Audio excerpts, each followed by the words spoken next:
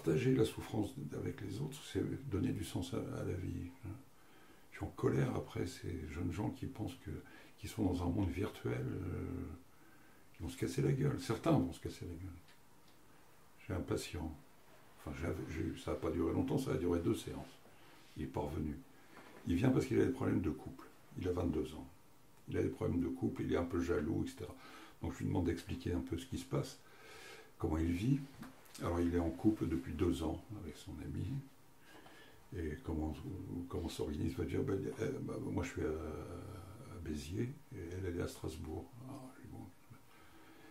Et comment ça se passe entre vous, racontez. Ah ben, il me dit, on est en liaison plusieurs fois par jour. Là, elle va m'appeler après la séance pour me demander comment ça s'est passé, etc. Je lui dis, mais concrètement, il y a d'autres points. Comment vous vivez, votre espace, etc. Ah bon, non, on s'est vu que 5 jours. On a passé 5 jours ensemble l'année dernière chez les parents de l'un ou de l'autre, je sais plus. Mais donc, le mec, il est en couple avec une nana qui lui téléphone 3-4 fois par jour, lui aussi, SMS et tout, machin. Il est jaloux. Il vient parce qu'il est jaloux. Il sent un peu de jalousie. Alors je lui ai proposé de revenir, il n'est pas revenu. Mais je lui ai proposé. Et c'est pas ce qui ça pourrait être. J'en parlerai pas si c'était pas que anecdotique. Je rencontre beaucoup de jeunes gens. Je connais dans ma famille proche un jeune homme qui est dans le monde virtuel depuis une dizaine d'années maintenant. Alors il gagne sa vie, etc. Il a vendu des fleurs sans savoir ce que c'était qu'une fleur et sans savoir ce que c'était qu'un client. Il a vendu des fleurs. Il s'est fait virer, mais il ne sait pas ce que c'est qu'un contrat de travail. Enfin, ils font que des trucs comme ça. Et là, avec sa compagne, ils vont avoir un enfant. Ils commencent à se coltiner le réel. Ils habitent dans le 18e, au 4e étage à Paris. Et comment ça s'appelle? Il a fallu qu'ils montent un peu de meubles.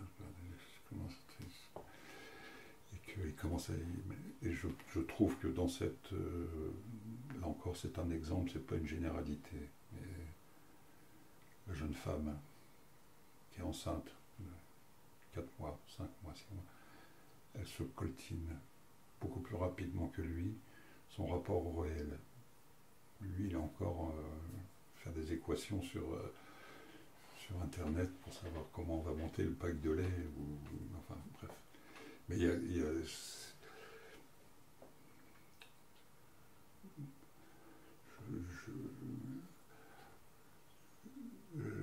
je reviens donc peut-être à la question ou à l'interrogation antérieure.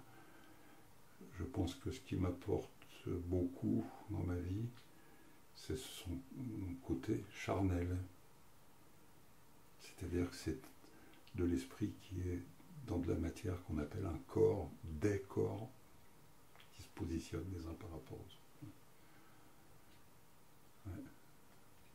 Ça a été catastrophique pendant la période de Covid, notamment pour certains jeunes gens qui se retrouvaient complètement seuls, en l'absence de corps de l'autre. Quand on dit « je suis », on exprime sentiment d'exister. Quand on dit « je suis seul », on n'est plus seul. C'est-à-dire quand on dit « je suis conscient de soi », quand on dit « je suis seul », ça veut dire qu'il n'y a pas d'autre. Et pour qu'il n'y ait pas d'autre, il faut qu'il y ait de l'autre. C'est-à-dire que pour être seul, il faut que l'autre ne soit pas là, et pour qu'il ne soit pas là, il faut qu'il existe. Bon, voilà. Alors ça, c'est une petite touche impressionniste dans ce. Il y a aussi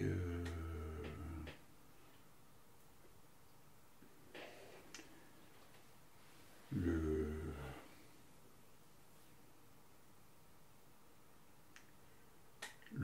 double rapport entre l'attachement et la séparation.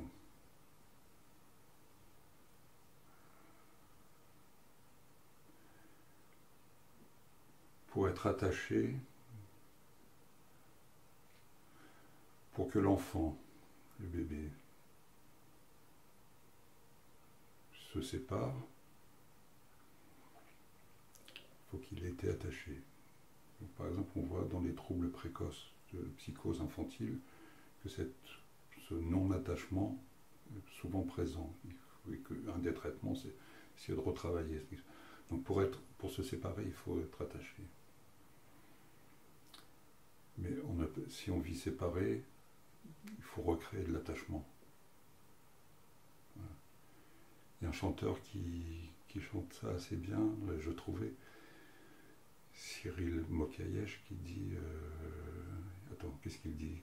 Il chante...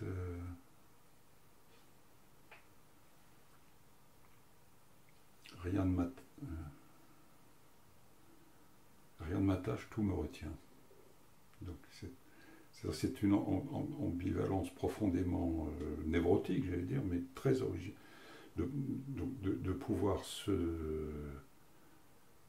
séparer, se réattacher, et donc dans une vision idéale, c'est de pouvoir se réattacher sans être aliéné, hein, sans que le lien soit aliénant. Pouvoir s'attacher, se réattacher. Or ça, ce que je viens de dire là, ce que j'exprime d'une façon assez théorique, il faut pouvoir l'expérimenter. Et je pense que c'est fait de l'expérimenter quotidiennement dans sa vie. Donc il faut pouvoir se toucher, exister, s'engueuler, te fais chier, où est-ce que tu as mis la brosse à dents, etc. Tu fais pas gaffe, tu laisses tout traîner, moi je range, enfin, tout ce truc comme ça, c'est-à-dire qui se coltiner, parce qu'après, je pense que la jeune femme qui est enceinte, ça y est, elle se rapproche un peu plus donc elle sent déjà le petit qui est là, et qui, lui, s'il est bien nourri déjà, il frappe à la porte, hein, pour rappeler. Ouais. Je connais, et puis donc il y a pas mal de jeunes gens qui s'embarquent dans des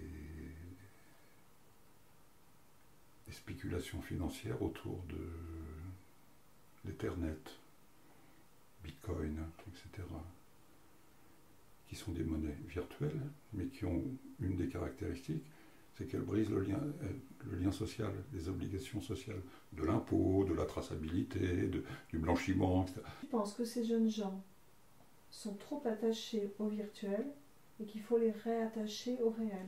Il va falloir qu'ils fassent l'expérience de la perte, de la chute, ça va être douloureux, c'est plus douloureux que s'il avait fait progressivement et par petites doses depuis qu'ils sont tout petits, mais là, et puis ils se rétabliront, ils se referont une santé, ils auront peut-être fait chier pas mal de gens entre eux-mêmes d'ailleurs, ils auront perdu un peu de temps après tout. Alors, on ne peut pas faire l'économie de la perte.